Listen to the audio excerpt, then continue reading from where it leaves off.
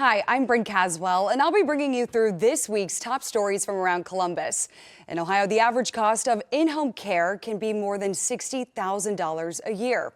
There's a new program that allows caregivers to receive a monthly paycheck to pay for expenses. There's also a new initiative to recruit more families for foster children in Central Ohio. This initiative will look to help children with mental health needs stay closer to home for better care. When it comes to map apps, drivers are loyal to the ones they trust. But which one gets you to your destination faster? Let's dive into these stories and more making headlines around our city.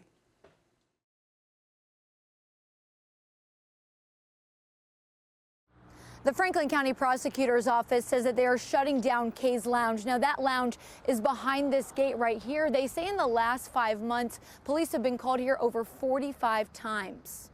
The front of Kay's Lounge has this contact attempt notice on it from the Franklin County Municipal Court. The lounge is now shut down after the prosecutor's office says it was operating without a liquor license since June. They basically opened up a club without going through any of the proper permitting. But right there, that's obviously a huge violation of state law. Pomeroy says problems from the lounge started to spill out into the neighborhood. You had fights, disturbances, shots fired, just tons of issues, and not just the lot of the actual location, but also spilling out into these other neighboring properties. And so drawing, I think, a huge amount of resources from police and across multiple jurisdictions. Joseph Stanley is a pastor and a part of the South Linden Commission. He says this is not the first time the community has seen an illegal nightclub get shut down. He says it's a problem in his neighborhood. So it's a huge risk for our young people. In that area where it just was, there's no sidewalk in front of where that area is. He's happy the county is addressing these issues, but wonders what's next. It shows our community that there are people that are paying attention and that they do care. However, I think it's the start to a long road of safety conversation and safety concern. What is now being done in the prevention aspect to keep it from happening again? The Franklin County Prosecutor's Office says it's working to stop the owners from operating again. A hearing on that is planned for January 15th. Where we will seek a permanent injunction to prevent all of these operators and these tenants from going elsewhere in the county and doing this again. And we reach out to Kay's Lounge, and we're still waiting to hear back. Reporting in Columbus, Tara Jabor, 10 TV News.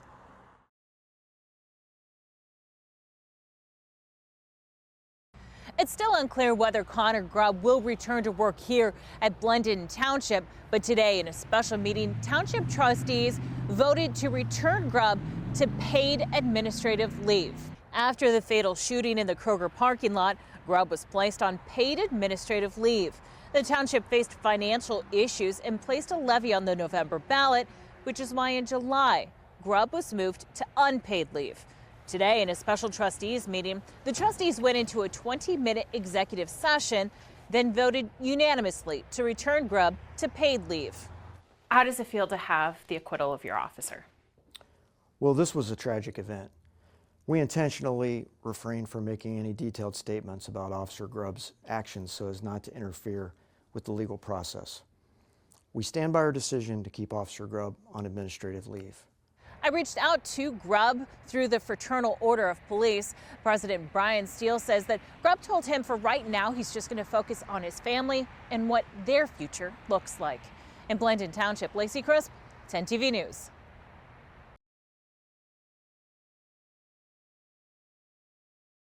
Corey Hoffman has been serving on Delaware City Council since 2019. He was here for a meeting just last night and did not address the arrest. Mr. Hoffman?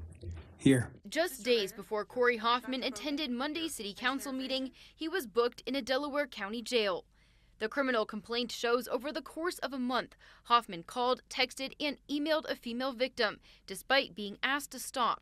On November 20th, police issued him a summons for telecommunications harassment. Then later that afternoon, according to the report, Hoffman confronted the woman in a Powell Elementary School parking lot. The report says Hoffman caused the victim and her daughter physical and mental distress by rapidly approaching their vehicle on foot and screaming at the victim. We went to Hoffman's home to hear his side of the story. He declined to speak to me on camera, but shared a statement saying, "While I serve my community, I too have private and personal matters to address. I believe in our justice system and the legal process and believe all will be cleared up in the end." Delaware city leaders declined an interview, but a statement from City Hall reads, "We are concerned by the serious nature of the allegations and believe it is important to allow the legal process to run its course without speculation." Hoffman has found himself in trouble before. Back in 2022, City Council voted for the Ohio Ethics Commission to investigate him. The investigation centered around concerns from a home builder working in Delaware who contacted the city to report emails and voicemails from Hoffman after his ex-wife was terminated from the company. City Hall could not share with us today where that investigation ended up. He faced another legal issue back in 2020 when Hoffman was convicted of misdemeanor disorderly conduct. When Hoffman requested the records in that case to be sealed, the judge denied that request, citing another conviction in 2022 for operating a vehicle under the influence. The judge wrote, "The defendant has not been rehabilitated to my satisfaction." Hoffman is due back in court on December 18th for a pretrial hearing. Reporting in Delaware, Carla Rogner, 10 TV News.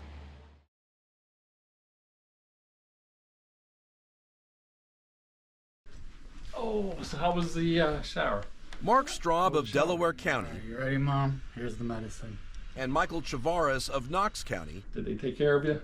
Both care for their mothers at home. My mom has cataract surgery coming up in January. Michael's mother is 76.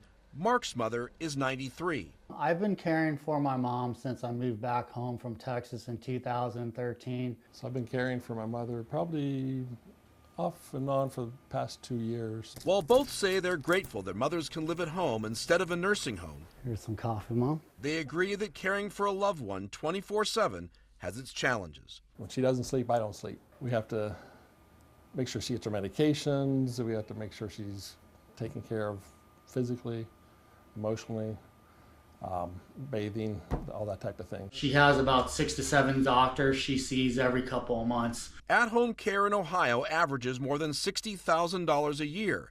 That compares to the expense of nursing home care, which averages more than $108,000 a year. Mark says Medicare pays for weekly visits from hospice nurses. The rest, he says, he pays out of pocket. He says that's put a stress on his finances since only his wife works full-time. Mark says he works 1 day a week out of concern for his mother. Yeah, it's just our main thing is safety.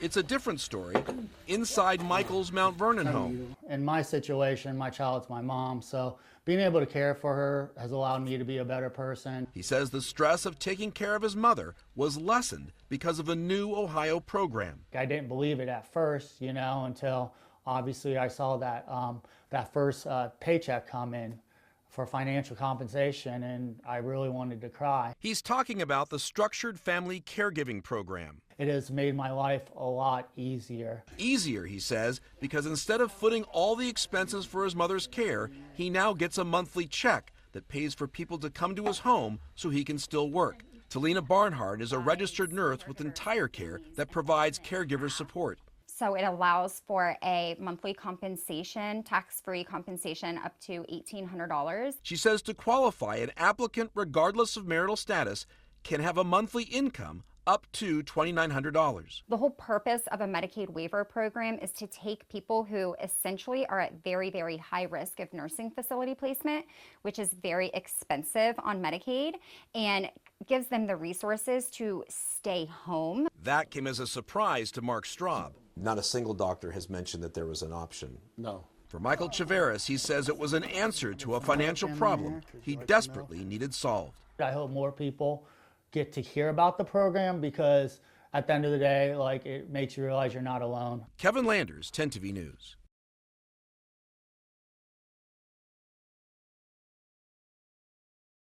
Ike and Melinda Carr have been fostering children for the last 6 years. We love children, and it's given us an opportunity to really help kids, and not only kids, but the families too. Fairfield County Jobs and Family Services is looking for more families like the Carrs to help foster children. We kind of have kids right now placed all over the state of Ohio, and we are hoping to bring some of them back closer to home and keep them linked with services here in Fairfield County.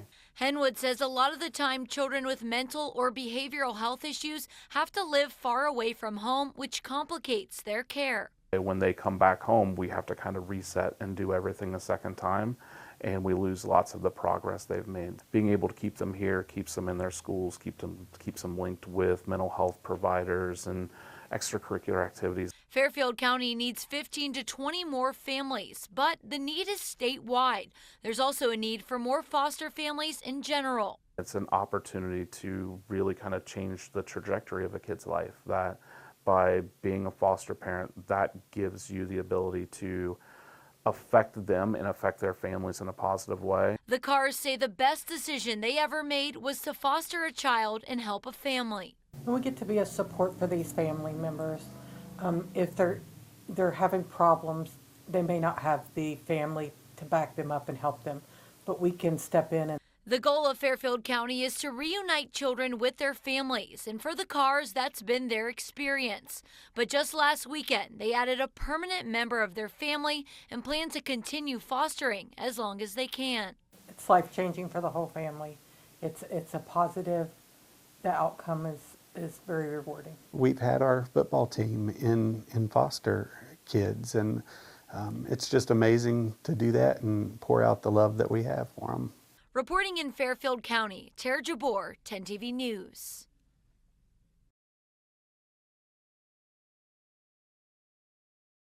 The airport at the holidays is more than a place to get from point A to point B. The terminal brings families together, and everyone has a story. So I waited. This is where I grew up, so glad to be back. New York, they live there. But watching the arrivals board, a woman and a boy holding a sign.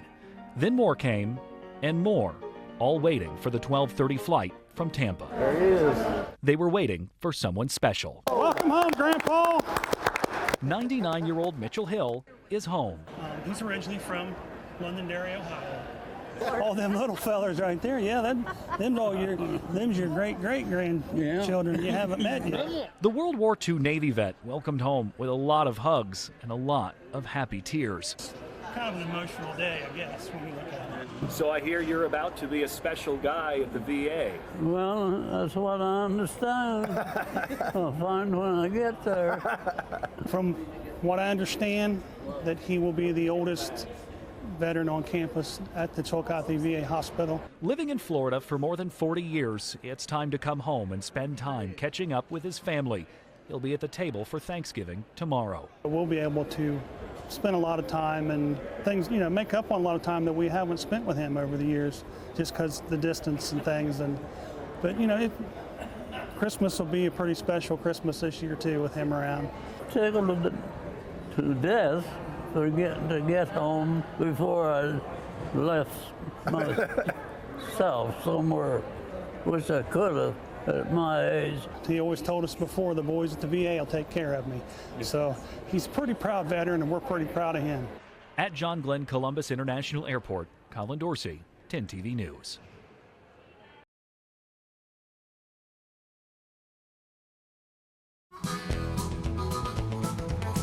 According to AAA, approximately 73 million Americans are expected to drive for the Thanksgiving holiday, which it says is a record high. Many will be glued to a map app like this one, trusting turn-by-turn directions to get them to their destination. For 10 TV reporter Amy Steigerwald, she chose... I'm using Apple Maps. But which one should you trust? Using Google Maps, it says it's going to take 19 minutes. That's 10 TV anchor Jay Plyburn. Let's take State Route 315 North and North High Street, Columbus. I chose the Waze map app. It's telling me it's 22 minutes away. It's going to take 20 minutes. All of us rolled out from the same parking lot. We all agreed to rendezvous at High Banks Metro Park near Lewis Center. I'm in a lane I should not be in. Turn right on West Goodale Street. It took me up 315 northbound all the way to 270. When it comes to real-time alerts on the road, watch out, vehicle on shoulder ahead. Waze did a great job, but is it any better than Google or Apple Maps? Some people swear their map app is the best. I definitely like Apple Maps. That's always my go-to. I like Waze mostly because it tells you when there's like a traffic violation or something of some kind, like a car accident. So I prefer the Google Map because the Google Map, it gives you exactly the speed limit you're driving. As we made our way to our final destination, it was time to get the results. Did any of our maps outperform the other? I used Google Maps, which is my go-to, and the route didn't change. The pace of things didn't change. It said 19-minute drive, and it was 19 minutes exactly. Do you remember what time it said you were supposed to get here, and how long did it actually take you? I believe it said either 10:06 or 10:05, and I pulled in at 10:04. What I did like about Waze is it gave me the constant speed that I was traveling, and also told me about a hazard. There was a car actually pulled to the side of the road, so I knew to move over. All of us agreed no matter what app we used, they all delivered us to our location on time, some with more details than others. As you hit the road this Thanksgiving, personally, I like Google Maps just because it's easier. Putting your trust in a map app may be the simplest way to make sure you're not late for your turkey date. Kevin Landers, 10 TV News.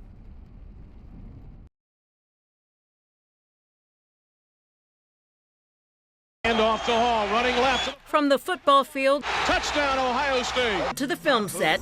Come on. Former OSU running back Maurice Hall is pursuing his passion and proving himself in Hollywood. Can't be there with your mom and her new fiance any longer. The Columbus native came back home recently to debut his third independent feature film, #Worst Christmas Ever. It's more comedy than it is anything else. Well, at least I know you didn't leave me for style. Look at his face. You're gonna cry. Outside of that, there still has some similarities as far as family. We're still talking about forgiveness, and those are key things that we always try to put into our projects. Hall stars opposite actress Shanti Lowry, who plays his new fiancée, a woman trying to balance old traditions with new beginnings. I think Black men and Black families really need to see this, to see a messy but beautiful family on screen and then come together and love each other and have dinner. That's important for people to see, and that's kind of what you get. A little worried about my pops. It wasn't his decision to get the divorce. You treat your dad like he's a stranger. He is. Co-written, produced, and directed by Hall and Tony L. Patterson, #Worst Christmas Ever is funny, heartfelt, and inspired by real life. You have to come back to yourself sometimes and say, I didn't get it just right. Yeah. And you say that to yourself, and then you say it to your children, and then you say it to your spouse. So it's about forgiveness. You got a great opportunity to have a relationship with your kids. I love you, Dad. You have a better opportunity to be a great father. For actress Mo Ashley, who grew up in Toledo, working on the set of this film felt like home. I remember when I got in the house, I immediately see Maurice and Taja V. Simpson. I'm just like, hey, it's like I already thought I knew Maurice when I saw his 614 area code. I'm just like, oh, Ohio, hey. Once a Buckeye, always a Buckeye. And for Hall, lessons he learned on the field like persistence, teamwork, and heart still guide him today.